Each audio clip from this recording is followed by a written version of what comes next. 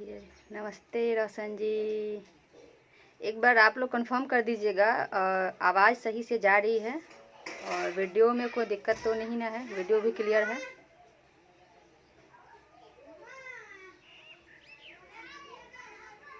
नमस्ते किशन जी। रोशन जी एक बार आप कंफर्म कीजिएगा आवाज़ मेरी सही से जा रही है और वीडियो सही है, क्योंकि नेट वीडियो सही से ना जा पाए तो एक बार आप कंफर्म कर दीजिए।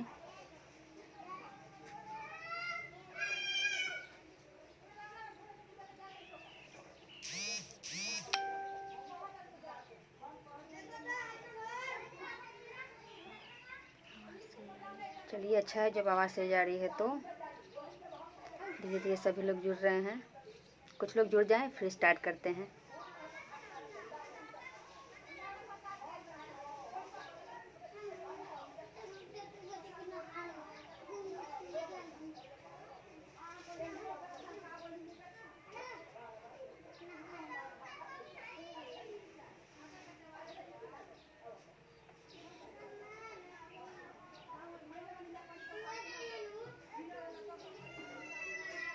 धीरे धीरे लोग जुड़ रहे हैं।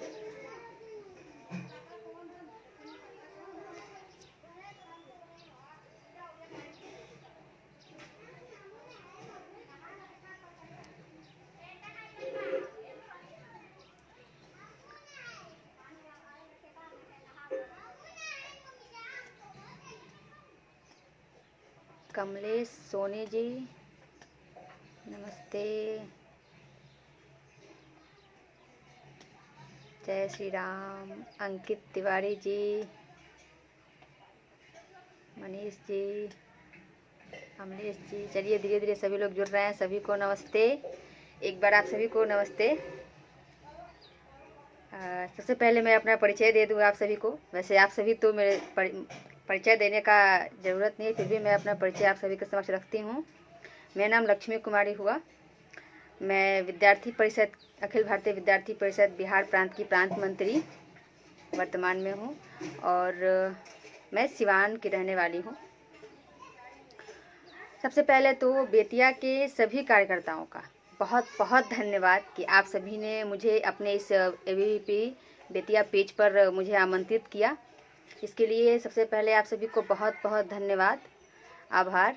अंशु बहन भी जुड़ गई है, नमस्ते अंशु। और अभी हम सभी अपना जो चंद्रभूषण जी नमस्ते। चलिए धीरे धीरे सभी लोग जुड़ते रहेंगे। अभी सबसे पहले तो हम लोग सभी लोग हम लोग इस बात से जानकारी सभी को है कि अभी जो कोरोना महामारी चल रही है अभी भी ये कम नहीं हुआ है, लगातार बढ़ते जा रहा है। और मैं आप सभी के मैं आशा करती हूँ कि आप सभी अपने अपने घरों में इस लगे हुए लॉकडाउन का पालन कर रहे होंगे और साथ ही मैं आप सभी के स्वस्थ रहने की कामना करती हूँ। और इस कड़ी के साथ ही मैं एक बार सभी जो कोरोना योद्धा हैं, पुलिसकर्मी, सफाई कर्मी, बैंक के कर्मी, दूध वाले भैया, सब्जी बेचने वाले, ऐसे जितने भी लोग हैं, सभी का नाम लूँगी तो बहुत समय लगेगा, लेकिन जो भी लोग अपने घर से बाहर जा कर के और देश की सेवा में लगे हैं और वो अपनी चिंता ना करते हुए अपने को और हम सभी की सेवा कर रहे हैं, सबसे पहले उन सभी को हमारे एबी परिवार की तरफ से, मेरे तरफ से बहुत बहुत धन्यवाद, आभार, नमन। और साथ ही आप सभी से अपील कि जो भी हमारे कोरोना योद्धा हैं, जो भी हमारे पुलिसकर्मी हैं, जो भी हमारे डॉक्टर्स हैं, उनकी सलाह माने और उनका इस लॉकडाउन का पालन करने के लिए उन सभी का सहयोग करें और साथ ही उनका सम्मान भी करें। अमलेश जी, अंकित जी, नमस्ते सभी को।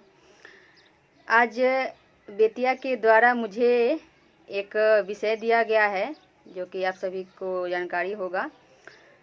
ग्रामीण उद्यमिता से होगा सबल, सशक्त, समर्थ, सफल व आर्थिक रूप से मजबूत भारत का निर्माण। ये हमारा विषय है। एक बार मैं आप सभी के समक्ष फिर से विषय को रखती हूँ। ग्रामीण उद्यमिता से होगा सबल, सशक्त, समर्थ, सफल व आर्थिक रूप से मजबूत भारत का निर्माण। विषय थोड़ा सा इसको लंबा कर दिया गया है, विषय बहुत छोटा है। ग्रामीण विकास के जो तरीके हैं उस पर हम लोग बातचीत करेंगे। अभी हम लोग जब बातचीत करते हैं आर्थिक रूप से मजबूत भारत की, तो भी आप सभी को जानकारी है कि अभी हमारा भारत ही नहीं अपितु पूरा विश्व, धन्यवाद अजीत भैया, पूरा विश्व इस कोरोना महामारी के कारण सभी की अर्थव्यवस्था बहुत बुरी तरह चरमरा गई है। और इसके साथ ही एक बात आप सभी को मैं और ध्यान में देना चाहती हूँ कि आज जब हमारे पूरे विश्व में ये जब महामारी फैलती है, तो सबसे पहले हमारा भारत ऐसा देश है जो कि अपनी अर्थव्यवस्था को न देखते हुए सबसे पहले उसने यहाँ के लोगों को, यानी कि यहाँ के जनहित के बारे में सोचा, जनहिताय जन सुखाय के बारे में सोचा।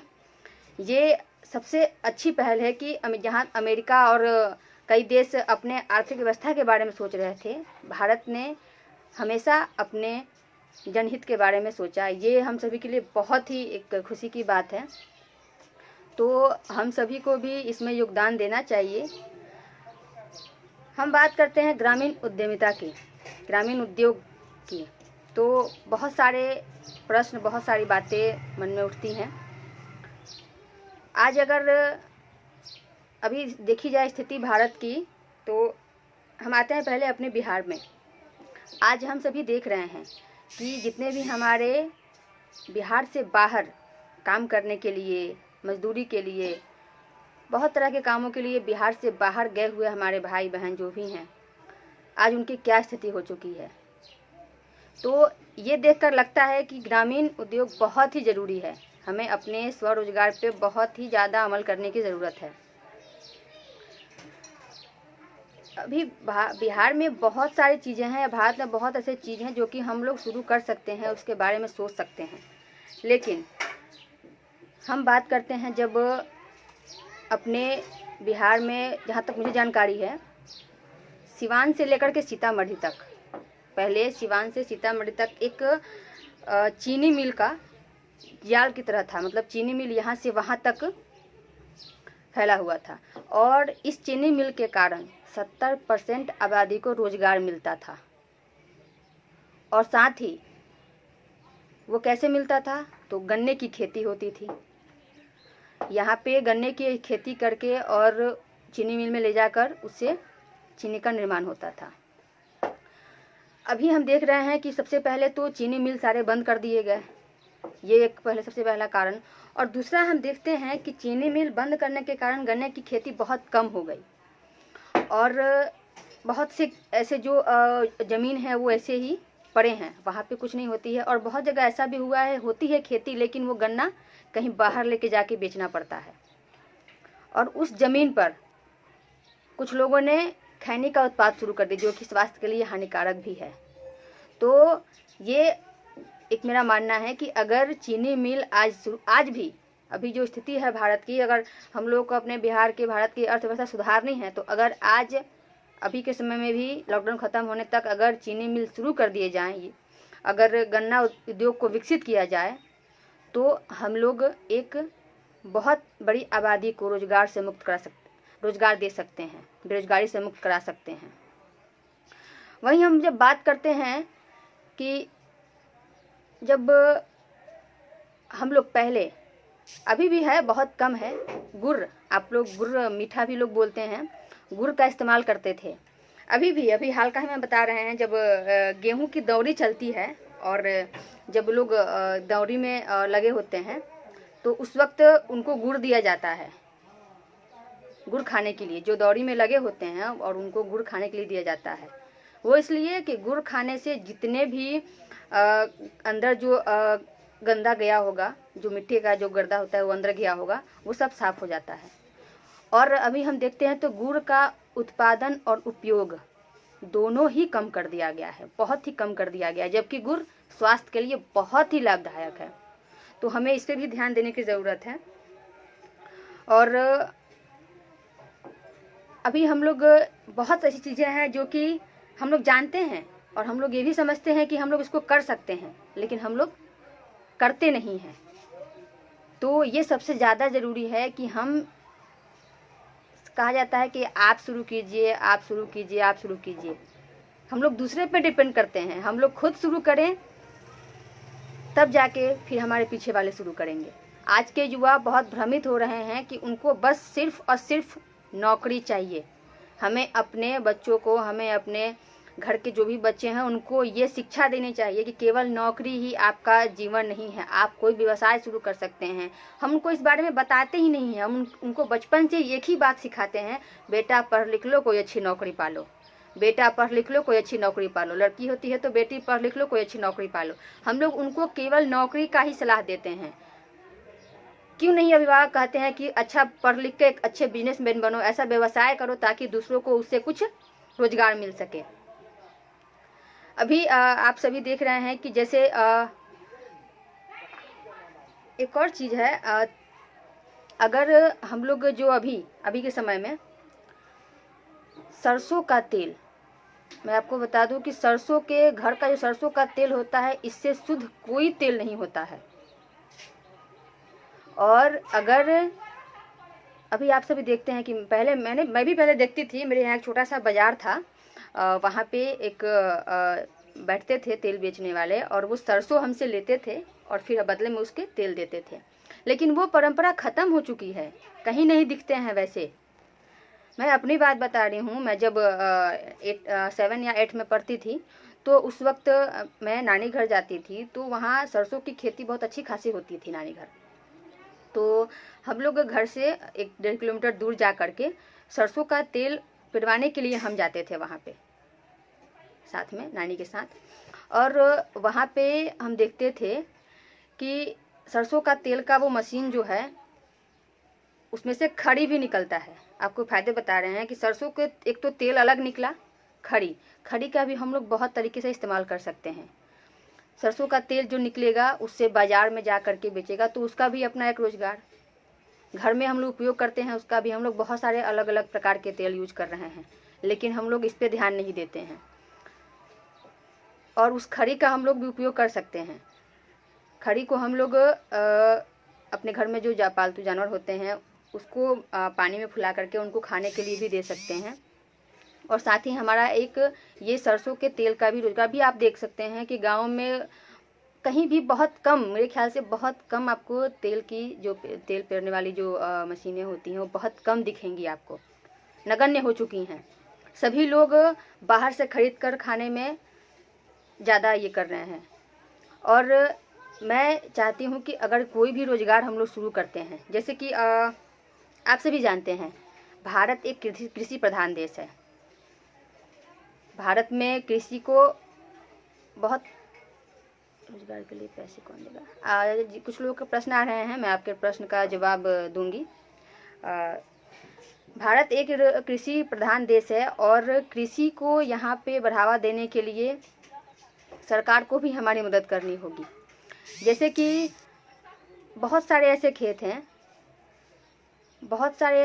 जो कि ऐसे ही पड़े हुए हैं, वहाँ कोई खेती करने वाला नहीं है। सभी लोग घर से बाहर जा चुके हैं और वो खेत ऐसे ही पड़े हुए हैं।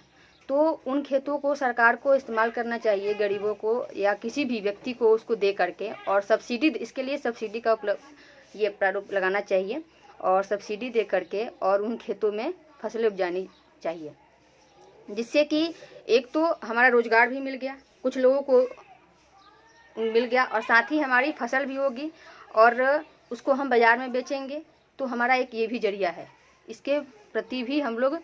और जहाँ तक रही बात रोज़गार की, तो ऐसे बहुत सारी चीज़ें हैं जो जैसे मसाले का भी हम लोग निर्माण कर सकते हैं। आप लोग देखते होंगे पहले अभी हम अपने खेती के बारे में थोड़ा सा आपको 1-2 लाइन और बताएंगे कि अभी आप सभी फेसबुक पे देख रहे होंगे, थोड़ी बात अपनी बातें भी हम इंक्लूड करेंगे क्योंकि हम भी एक कृषि ही हैं, कृषक परिवार से आते हैं। तो अभी आपको एक छोटा सा बताएंगे हम उदाहरण कि अभी हम लोगों ने कुछ दिन पहले, सौभाग्य की बात ये है कि मैंने ये बीज जो मंगाया था प्याज का, बेतिया से ही आया था। ये सबसे अच्छी बात है कि ये प्याज का बीज हम बेतिया से ही मंगाए थे।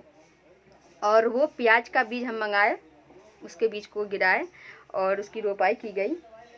और हम लोगों ने रोपाई के साथ साथ लॉकडाउन लग गया, तो थोड़ा सा हम लोगों को और वक्त मिल गया खेतों में काम करने का। वैसे थोड़ी सी पढ़ाई वगैरह होती थी तो थोड़ा सा कम काम करते थे हम लोग। तो हमें क्या हुआ कि बहुत अच्छा खासा समय मिल गया। हम लोगों ने खेती शुरू की और बहुत मन लगा करके बहुत अच्छे तरीके से हम लोगों ने अपना खेती शुरू किया। और आपको बता दें कि हमें विश्वास नहीं था कि हम इतना प्याज उत्पादन कर सकेंगे।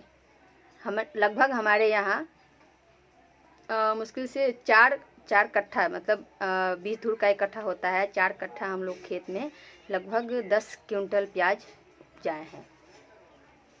तो आप हमें ये बताइए कि ये क्या हमारा रोजगार नहीं हुआ, ये उद्योग नहीं हुआ, छोटा उद्योग नहीं हुआ? इसके सहारे हमने अपने प्याज को मंडी में बेचा, वहाँ से लोग मंडी से आकर के ले गए, और ये भी एक उद्योग ही हुआ। और साथ ही बहुत ऐसी चीज़ें, जैसे हम लोग पहले छोटी छोटी बातें हैं, लेकिन ये छोटी छोटी बातें ही उद्योग से जुड़ी हुई हैं। हम पहले ही आपको बताए थे कि बहुत छोटी छोटी बातें हैं, लेकिन हम लोग उस पर ध्यान नहीं देते हैं। अगर उसको हम लोग बड़े स्वरूप में लेके जाएं, आज जैसे मैंने अपना बताया, अगर मेरे जैसे 15-20 जो खेती करने वाले लोग हैं, अगर मिलकर हम लोग आज किए होते तो हमारे पास मतलब हजारों क्विंटल प्याज होते और हमारा एक छोटा ये उद्योग हो जाता। तो ऐसे हम लोग छोटी छोटी चीज़ें हैं, लेकिन हम उसको करें तो वो बहुत बड़े स्तर तक जा सकती हैं। जैसे कि अभी हम लोग पहले देखते थे, हम लोग पत्तल, जो एक पत्ते का पत्तल आता था जिसपे हम लोग खाना खाते थे, वो बिल्कुल बंद हो गया है। जो खैंची में हम लोग भूजा वगैरह कुछ लेते थे, वो भी बंद हो चुका है। वो भी हमारा रोजगार का बहुत बड़ा हिस्सा था। लेकिन अब हम लोग प्लास्टिक का इस्तेमाल करना शुरू कर दिए हैं, फोम का पत्तल इस्तेमाल करना शुरू कर दिए हैं। तो हमें इन सब बातों पे भी ध्यान देना चाहिए कि हम लोग अपनी चीज़ों को छोड़ते जा रहे हैं और आधुनिक युग में जा रहे हैं। लेकिन हमें इनको छोड़ने के साथ हमारी अर्थव्यवस्था, आजकल हम लोग अपने ग्रामीण गांव में ही बहुत ऐसी चीज़ें हैं जिनके बारे में हम लोग अपने अपने गांव में ही अगर शुरू करते हैं छोटे छोटे उद्योग, तो हम लोग बहुत आगे तक जा सकते हैं। आप लोग देखते होंगे मिट्टी के बर्तन का उपयोग बहुत कम हो चुका है। मिट्टी के बर्तन के बजाय हम लोग अगर दिवाली, जब आप लोग दिवाली देखते हैं, दिवाली में मोमबत्ती का प्रयोग ज़्यादा हो गया है।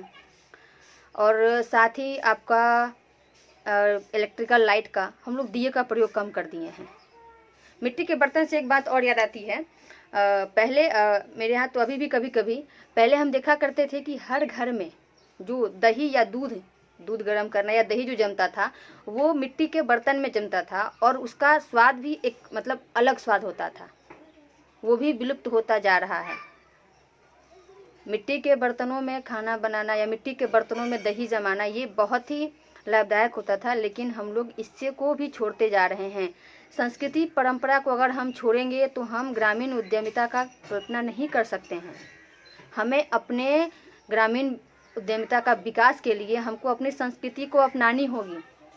हमारी संस्कृति में ही हमारा रोजगार छुपा हुआ है।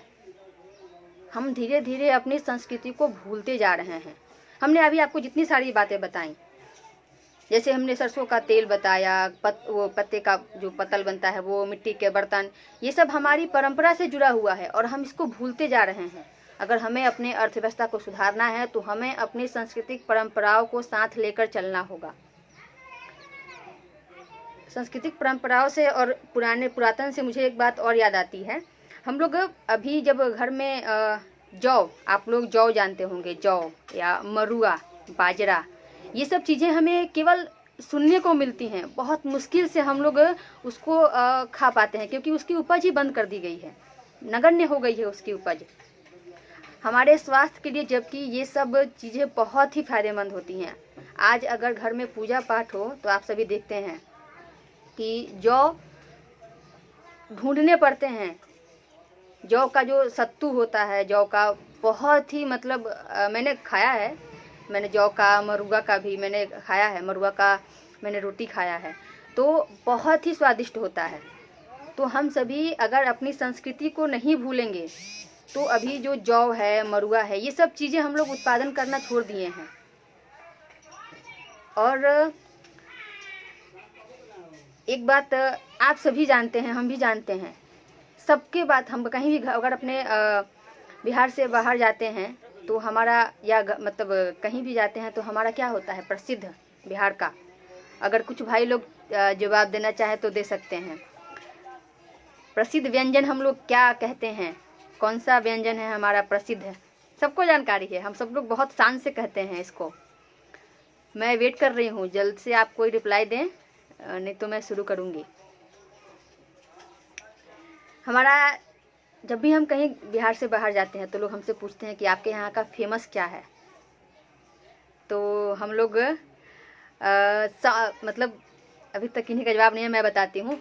लिट्टी चोखा बोलते हैं ना, लिट्टी चोखा हम लोग बहुत प्रेम से खाते हैं और हमारे यहाँ बहुत फेमस है। तो आप सभी को हम बता दें कि सब कोई जानता है कि फेमस है, हम भी जानते हैं और हम इसका बहुत प्रचार प्रसार भी करते हैं। लेकिन मैं यहाँ पे आप सभी से एक प्रश्न पूछना चाहती हूँ कि हमारा जो लिट्टी चोखा है वो ब्रांड क्यों नहीं हो सकता है पिज्ज़ा बर्गर की तरह। हमें उसको ब्रांड बनाने के लिए इसमें हमारा युवाओं का योगदान होना चाहिए। लिट्टी चोखा के माध्यम से भी हम अपना उद्योग साबित कर सकते हैं कि हमारे पास भी कुछ ब्रांड है। बस हम लोग केवल कहते हैं लिट्टी चोखा, लेकिन हमें ऐसा प्रयत्न करना चाहिए कि ताकि हमारा लिट्टी चोखा जो है वो ब्रांड बन पाए।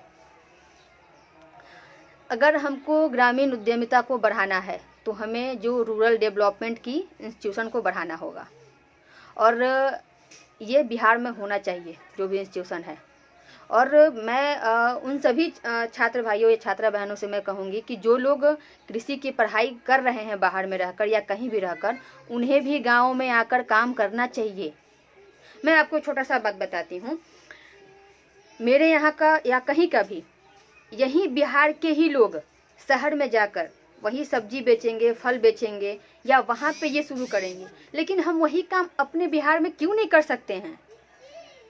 अपने खेतों में उपजाकर सब्जियां, अपने खेतों में सब्जियां उपजा करके हम क्यों नहीं बाजार में बेच सकते हैं? हम वो काम तो यहाँ भी कर सकते हैं ना। लेकिन हमें ये दिखता है कि हमें वहाँ जाना चाहिए, जबकि हम उसको यहाँ भी शुरू कर सकते हैं। आज आप समझ रहे होंगे और देख रहे होंगे, अभी प्रधानमंत्री जी ने भी कल के भाषण में, अपना कल के उद्बोधन में बताया, लोकल सबसे बेस्ट है। हमें लोकल का उपयोग, आज हम आपको बताते हैं, अगर हमारा लोकल, हमारे जो लोग सहयोगी हैं, अगर वो आज नहीं होते तो आज हम लोग सही सलामत इस तरह से नहीं रहे होते। आज हमारे दूध वाले, सब्जी, राशन जो भी है हमें लोकल में ही उपलब्ध हो रहा है। और मैं आपको बता दूं कि अगर आज अभी भी हमारे यहाँ बहुत ऐसे घर हैं जो कि केवल और केवल खेती के सहारे अपना जीवन यापन करते हैं। उनके पास कोई बड़ा कंपनी नहीं है, कोई बड़ा उनके पास फैक्ट्री नहीं है, कोई बड़े बंगले के मालिक नहीं है। वो परिवार कृषि के कारण, खेती के कारण अपना जीवन यापन करता है और बहुत अच्छे तरीके से करता है। लेकिन ये हमारी सोच है कि हमें अपना रोजगार ढूंढने के लिए शहर में ही जाना है, और जबकि हम सभी जानते हैं कि हम कहीं भी अपना रोजगार शुरू कर सकते हैं। लेकिन हमारे मन में ये बात बैठ गई है कि हम घर से बाहर जाएंगे, शहर में जाएंगे, तभी हमको रोजगार मिलेगी और तभी हम यहाँ क्यों नहीं शुरू कर सकते हैं उसी काम को? हम यहाँ क्यों नहीं उसको स्टार्ट कर सकते हैं? और जो खेतों में हम लोग खाद का उपयोग करते हैं वो भी तो हम लोग बना सकते हैं। हम लोग रासायनिक खाद बहुत तरह खरीदते हैं, लेकिन हमारा सबसे बेस्ट अगर खाद होता है, सबसे बढ़िया होता है, तो वो गोबर होता है। गोबर को हम लोग तरीके से, उसको अलग अलग तरीके से करके उसको खाद के रूप में इस्तेमाल कर सकते हैं। सिंचाई के लिए हम लोग, सिंचाई के लिए भी देख रहे हैं कि अभी पानी की तो कमी हो रही है। नीचे से हम लोग पानी निकालते हैं ज़मीन से, तो पानी की कमी हो रही है, पीने का ये हो जाएगा। लेकिन उसके लिए भी ऑप्शन है।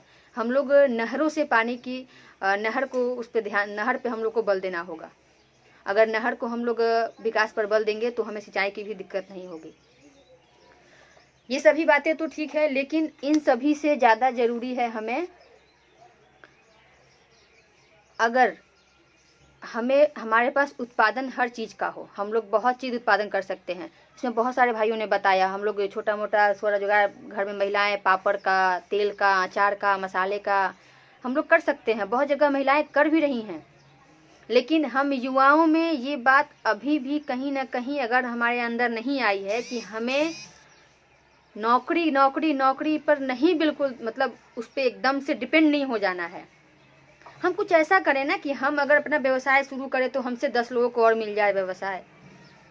हम क्यों नहीं यहाँ शुरू कर सकते हैं? जरूरी है कि हम दिल्ली, बॉम्बे, कोलकाता कहीं जाएंगे तभी हमारा व्यवसाय शुरू हो सकता है, तभी हम अच्छे पैसे कमा सकते हैं या अपने घर परिवार को चला सकते हैं। आज के मैं अभी की स्थिति बता रही हूँ। अभी हमारे जो भाई जो बाहर में काम करते थे, मजदूरी कहीं कहीं कोई भी काम करते थे, अभी मैं आपको बता दूं कि हमारे यहाँ कुछ लोग पंजाब में जाकर खेती करते हैं, लेकिन वही व्यक्ति को कहा जाए आप यहाँ खेती करो तो वो नहीं कर पाते हैं। मुझे आज तक ये बात समझ नहीं आया कि आखिर उनको क्या दिक्कत है इससे, कि वही खेती हम बाहर जाकर कर सकते हैं लेकिन अपने बिहार में अपने घर परिवार के साथ रहकर हम वो काम नहीं कर सकते हैं। ऐसे बहुत सारे उदाहरण हैं, आप सभी के पास भी होंगे, आप सभी भी देखते होंगे अपने आसपास में कि ऐसा आप सभी को भी दिखने को मिलता होगा। तो मैं इस बात का भी आप सभी सामने जिक्र करना चाहूँगी कि ज़्यादा से ज़्यादा हमें अपने गाँव में, अपने घर में, अपने परिवार के साथ, अपने समाज के साथ रहकर भी हम बहुत सारे चीज़ों का उपयोग कर सकते हैं और उनको अपने रोजगार में ला सकते हैं। अभी हाँ, किसी भाई ने कहा था मछली पालन। अभी मछली पालन भी बहुत अच्छा एक तरीका है स्वरोजगार का, छोटे उद्योग का। मैं आपको बता दूं कि हमारे पास उत्पादन बहुत हो, मैं अभी भटक गए थे, दूसरे विषय पे हम चले गए थे। हमारे पास उत्पादन बहुत सारे हो जाएं, हम उत्पादन कर लें, लेकिन उन सभी के अलावा हमें एक और भी चीज़ पे ध्यान देना होगा। हमें बाजार विकसित करने होंगे। हमारे पास सब्जियां हो जाए, हमारे पास बहुत सारे चीज़ मतलब जो भी हैं, जैसे सब्जियां हैं, फल हैं, तेल है, गुड़ है, चीनी, हमारे पास सब कुछ हो जाए, पापड़ है, मसाले हैं, जो भी हैं, हम उनको बेचेंगे कहाँ? उसके लिए हमें बाज़ारों को भी विकसित करना होगा, हमें बाज़ार विकसित करने होंगे। इस पर भी हम लोगों को ध्यान देना होगा। और बाज़ार विकसित करने के लिए हमें सड़कों, रेल मार्गों को भी, इस पर भी ध्यान देना होगा और सरकार को भी इस पर ध्यान देना होगा। और ये स्थिति हमारे यहाँ पहले नहीं थी। ये कोई ऐसा नहीं है कि हम लोग शुरू से ही ऐसे ही हैं। पहले मैं ज़्यादा दूर नहीं, पुरातन ज़्यादा बहुत पहले की बात नहीं थी, आज़ादी से पहले की मैं बात आप सभी को बता रही हूँ। उस वक्त पहले लघु और कुटीर उद्योग का भरमार था और गांव-गांव में लघु और कुटीर उद्योग देखने को मिलते थे। अलग अलग गांव में जहां आप जाएंगे वहां कोई ना कोई अपना कोई ना कोई उद्योग शुरू किया हुआ है। लेकिन हमें लघु और कुटीर उद्योग को अगर बढ़ावा देना है तो हमें भी सोचना होगा इस बारे में और सरकार को भी सोचना होगा कि हमें इसको बढ़ावा देना चाहिए।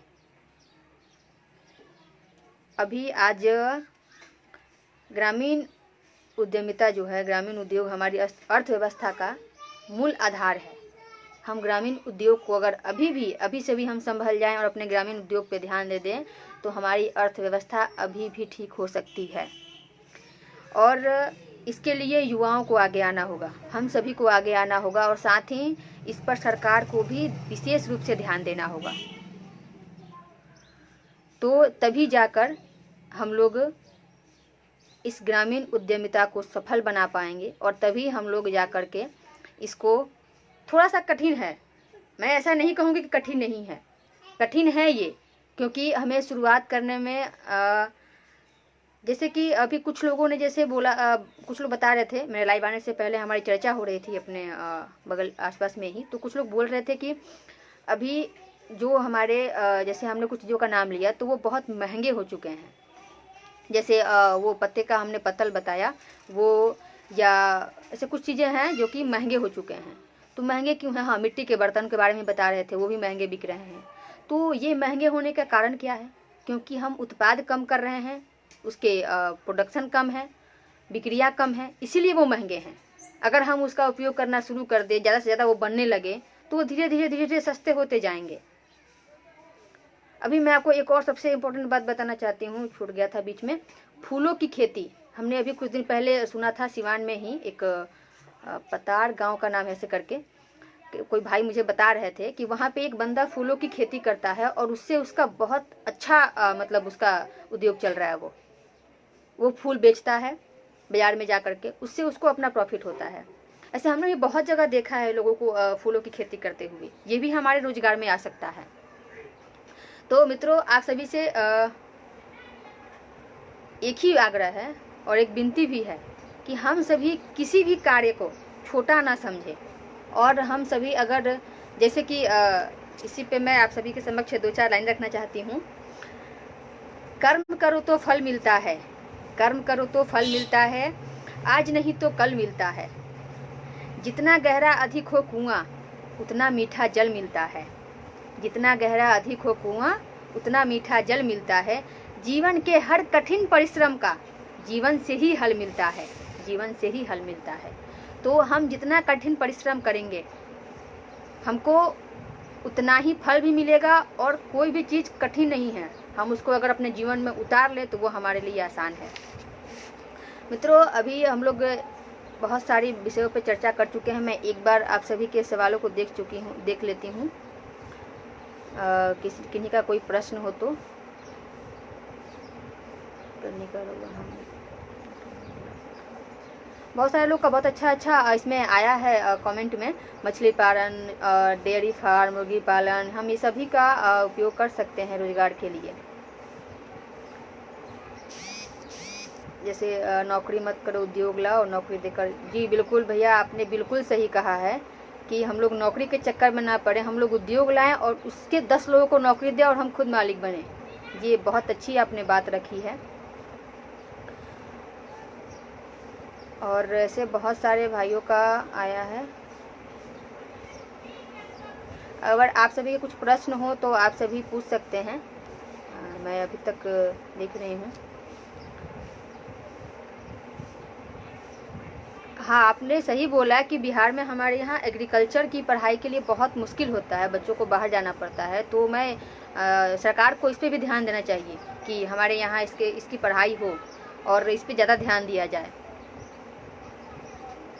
बिहार में आप सही बोल रहे हैं पुष्पराज जी, आप सही बोल रहे हैं कि यहाँ पे बहुत कम यूनिवर्सिटीज़ है। मैंने पहले भी बोला था कि बिहार हमें रूरल डेवलपमेंट को भी और कृषि क्षेत्र में भी आगे बढ़ने के लिए हमें और सरकार को इस पे ध्यान देना चाहिए।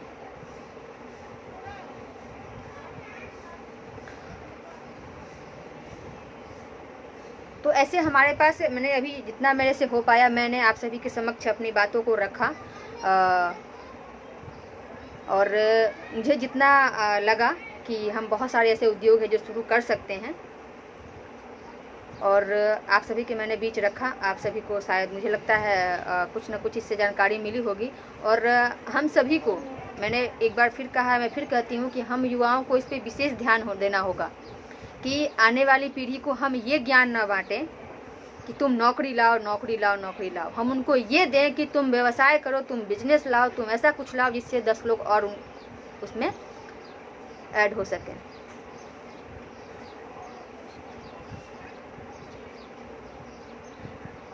कृषि विद्यालय को ग्रामोदय जैसे विद्यालय बनाना चाहिए। जी, मैं भी आपकी इस बात से सहमत हूँ, ऐसा होना चाहिए। चलिए, मुझे जहाँ तक लगा मैंने आप सभी के बीच बहुत कोशिश की आप सभी के बीच अपनी बातों को रखने का। और मैं भी उद्योग करती हूँ। ये मेरे लिए मेरा जो कृषि है, मेरा जो खेती है, तो मैं इसी से अपना उद्योग करती हूँ। आज मैं आपको मुझे कहने में बिल्कुल मतलब आपत्ति नहीं है कि आज जब इस लॉकडाउन की स्थिति है और हमारे सभी काम बंद हो चुके हैं, हम कुछ नहीं कर पा रहे हैं, कहीं बाहर कहीं कोई नौकरी कोई कुछ नहीं कर पा रहा है, तो आज हमारा, मैं अपने गांव के बात बता रही हूँ, मैं सभी किसानों के लिए बोल रही हूँ कि आज हमारे जो मेरा खुद का है कि मैं आज खेती से ही अपना जीवन यापन हमारे परिवार चला रहा है।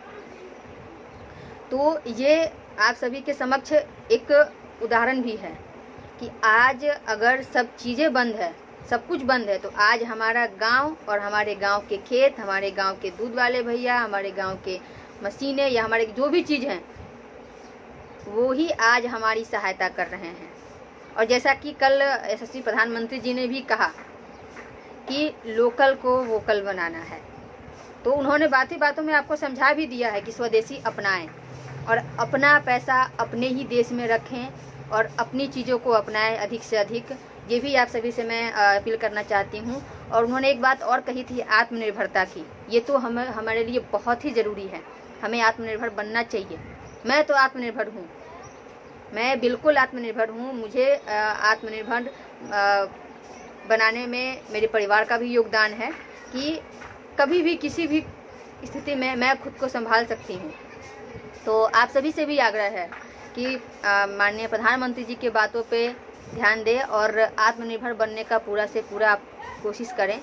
और इसी के साथ आप सभी के कुछ प्रश्न हो, मैं एक बार फिर बोलती हूँ, तो आप सभी पूछ सकते हैं।